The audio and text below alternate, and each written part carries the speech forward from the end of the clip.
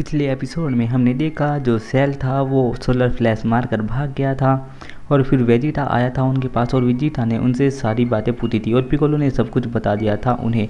तो अब आगे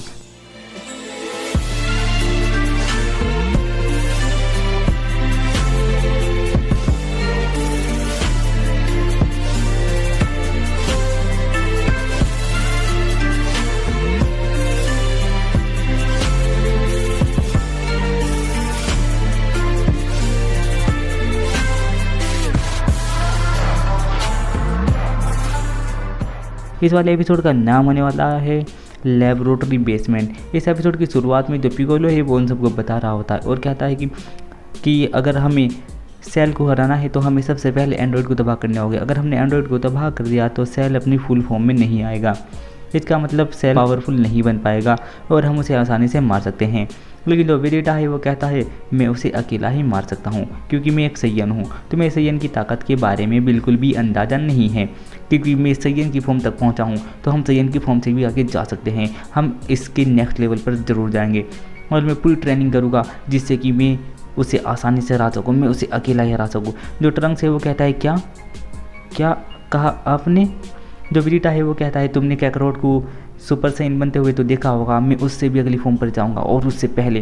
और ये कहकर जो वेजिटा होता है वो उड़कर चला जाता है और जो पिकोलो है वो कहता है क्या सुपर सैयन से अगली फॉर्म?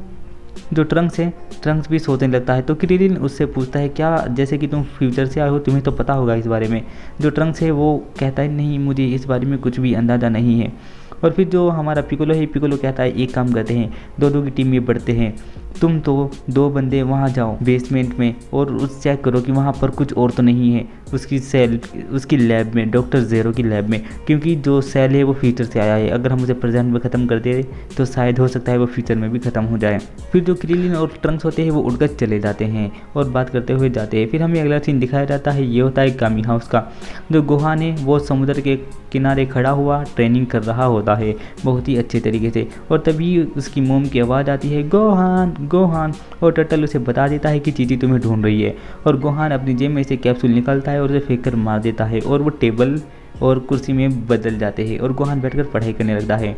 उसकी माँ उसे दूध देकर जाती है और कहती है कि गोहान तुम कितने अच्छे हो, अपनी पढ़ाई में मन लगा रहे हो। और जो गोहान है अपनी मोम के जाते ही उठ जाता है और खड़ा हो जाता है और कहता है कि मुझे उन लोगों की मदद करनी होगी, मुझे इतना ताकतवर बनना होगा अपने डैड जितना, ताकि इतना मेरे डैड ठीक हो मैं उनकी एंड्रॉइड से मदद कर सकूँ। और वो फिर से ट्रेनिंग करने लगता है। मास्टर रोज कहते हैं ये बच्चा बहुत कमाल का है, ये बिल्कुल तुम पर ही गया है गोगो। फिर हमें अगला सीन दिखाया जाता है, ये होता है क्रिलिन और ट्रंक्स का, जो कि पहुंच गए हैं उस जगह जहां पर उन्होंने उसकी लेबोरेटरी तबाह की थी।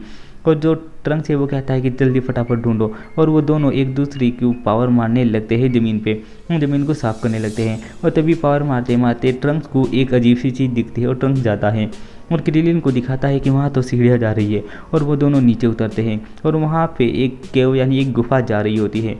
और क्रिलिन कहता है चलो आगे चलते हैं।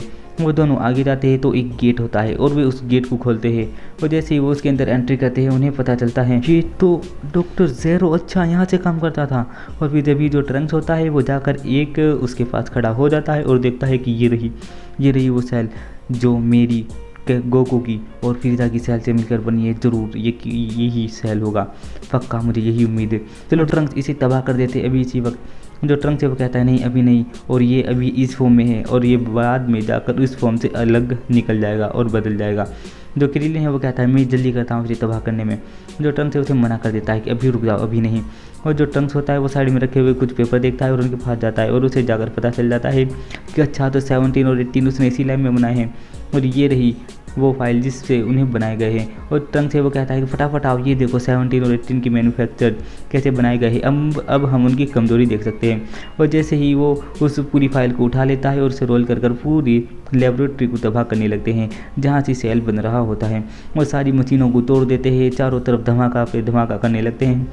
और जो सेल होता है फिर वो जिस कंटेनर में होता है उस कंटेनर को दोनों बहुत ही खतरनाक पावर से उड़ा देते हैं और उसकी पावर से जो सेल होता है वो पूरा का पूरा जल भुन जाता है और ख़त्म हो जाता है। यानी कि इन्होंने इस वाली टाइमलाइन का सेल तो ख़त्म कर दिया है। और फिर दोनों भागे हुए जाते हैं और उनके पीछे आग जा रही होती है।